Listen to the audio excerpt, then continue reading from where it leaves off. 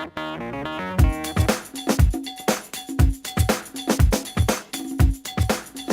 and welcome to this edition of Let's Talk About It, where my guest today is none other than Mr. Shun Lauren. Welcome to the show, Shun. Hello. Well, thank you for having me. Absolutely, absolutely. Now, Shun is an actor.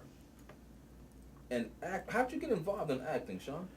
Well, I started in talent shows first in Michigan, in Port Huron, Michigan, where I'm originally from. And then from there, after kind of doing talent shows, there was a teacher there who was doing theater productions, and she saw my grandmother and saw me perform and asked me to, asked her if I could perform in one of her productions, and then it kind of went from there, and I started going into acting from there. Really? Now, that was in Michigan? Yes, Port Huron, Michigan. Okay. Now, you're a long way from Michigan. Yeah. You're in Houston, Texas. How did you end up in Houston, Texas? Oh, well, my mom lives in Dallas, Texas. So after I graduated from high school, then I came to Dallas and attended community college first and went on to University of North Texas. And after that, I decided to come to Houston for grad school. So that's where I decided, and then I started picking up more of my acting back down here. So that's how I got to Houston. Right, right. Now, with your educational background, you have an educational background in psychology, is that right? Yes, sociology and psychology. Sociology and psychology. Mm-hmm. So you're an actor and you're involved in sociology and psychology. That's interesting. And I think it's smart that we're able to diversify, because so often we just have this one thing that we do, and we have to be well-rounded. Well, you do. Even in the business, you have to be well-rounded. There's there's thousands of people who want to be actors and actresses, and you're only like one person. So if you think about it, and you can start, they compare you, so you have to do something to kind of stand out. But that really wasn't necessarily my reason for doing it. It's just that I always knew that I was going to be an actor. I knew that I was going to be somewhere in performing arts, but I always wanted to be practical, because this is a tough career.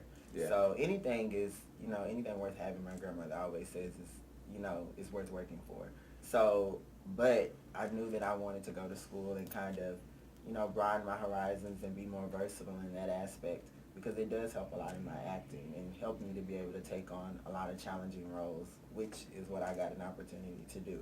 Yeah, and speaking of challenging roles, it had to be really interesting for you to play the role of someone with cerebral palsy. Yes. What was that experience like? Well, it was a lot of hard work. And then on top of that, the director, Shonda Harris, she decided that she wanted me to have a prosthetic nose.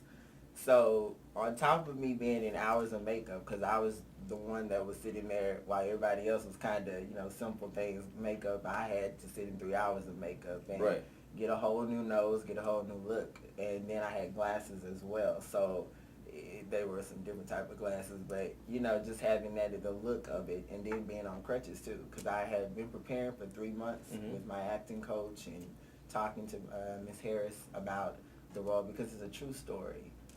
It's based on a true story. The young man by the name of Marcus Johnson, he was 25 years old, and his niece was 12, and they were murdered, stabbed to death in Austin, Texas in 2004. Wow. So it was a lot of, on top of that, having that, to do that and think about that. And I did a lot of research over the course of 3 months with watching What's Eating Gilbert Grape with Leonardo DiCaprio, because he had cerebral palsy. And just research through YouTube and different online sources that talked about cerebral palsy. So that's really how I prepared for it, with the help of my acting coach, Ricky Catter. So just doing that, it was just a lot of work. It was a great experience, but lots of work. Sounds like it. Now, that was another part that you played where you had a challenging role, where you played something else that was similar to that, right? Yes, I think if you're talking about the production of the play that I did, A Heart is a House, where my mother, I played Hunter, and my mother had just passed, and my father, we had to move in with, in the production, we had to move in with my mother's sister. And the play talks about a big topic of bullying and the problems that kids face with bullying and all the different type of side effects that bullying causes. So we, in doing that, I had to, Hunter commit suicide in the production. Wow, And, okay.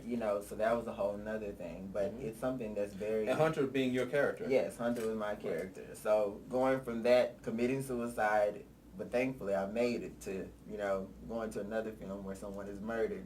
It's kind of a lot. But I had like about a month break in between. Okay. And then, after I did the play, then I went to St. Louis, for that audition that I did for Spike Lee's student, Michael J. Larnell.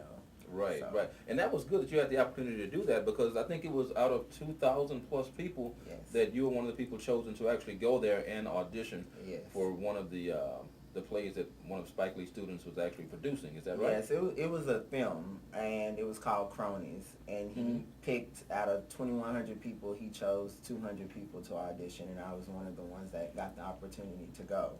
And I didn't get the role, but, it was just the opportunity. It's not that many people... if you think about it, so many people want to do the career that I'm blessed to be able to even touch on, and that God just blessed me to be able to go and have that experience and see all the different types of people there are, in that field, and be able to kind of be up there with them. So it's surely an encouragement to keep doing what I'm doing. So yeah. So tell me this: are there any other roles that are open to you right now that you're doing? What are you doing right now? Right now, I just have been cast in a series called Fallen Star, and I will be playing Malik Wade. The series is directed by Calvin Walker, and the series touches on a pastor and his family. The pastor is very well known, but what people don't know is behind the scenes that the pastor's wife is on the verge of a nervous breakdown. The son, Brandon, is going through his own issues. And then where I come into, I'm the supporting lead character, which is Malik Wade. You start to see he's 18 years old, and he's going through his own issues. He's been raised in the church, and he starts to decide that he wants to leave the church and live his own lifestyle and do his own thing. Okay. So I'm really, really excited. We start shooting at the end of October for this series, but you guys won't get to see it until spring 2014, because it's a series, and the film doesn't come out till January 2014. But yes, I'm really excited about that, and the director has just now put up like a big cast list of who's the main characters, and I was named as one of them, so I'm very, very excited about that. And you should be, man. That is fantastic. That is fantastic. Now, in addition to your acting, you also did some modeling. Is that right? Yes, I started modeling probably around maybe about 12. I also went to modeling and acting school in Michigan, so I did, some photo shoots for Macy's, for New Yorker Kid, and a long time ago for Montgomery Ward, if you remember that name. But right, yeah, we remember Montgomery Ward. Montgomery Ward. Telling our age now, we remember Montgomery Wards. So yeah, and I've done, and then I also did in Houston, I think it was Discovery Green Park, where I also did an ad there last year. So I've also done that, but I'm not tall enough, so I can only do the print modeling. But I love taking pictures, but I love acting. I wouldn't trade it for the world. So acting is the thing. It's the thing that Mr. Shun Lauren loves to do. Very much so. All right. So obviously you're stretching yourself in the acting. Very much so. By taking on various roles, such as characters with cerebral palsy, and various other issues that they face. I think that's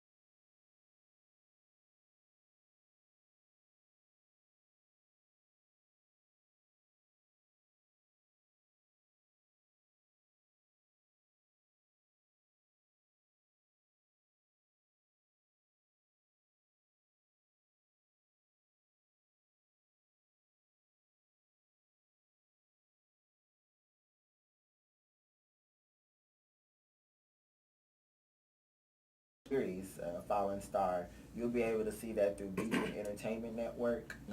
Beacon Entertainment Network is a production company that specializes in web series, documentaries, up-and-coming directors, and it's really, they really also have a really big platform. So you'll be able to see that on the internet as well. Okay, I've actually heard of the series. Beacon.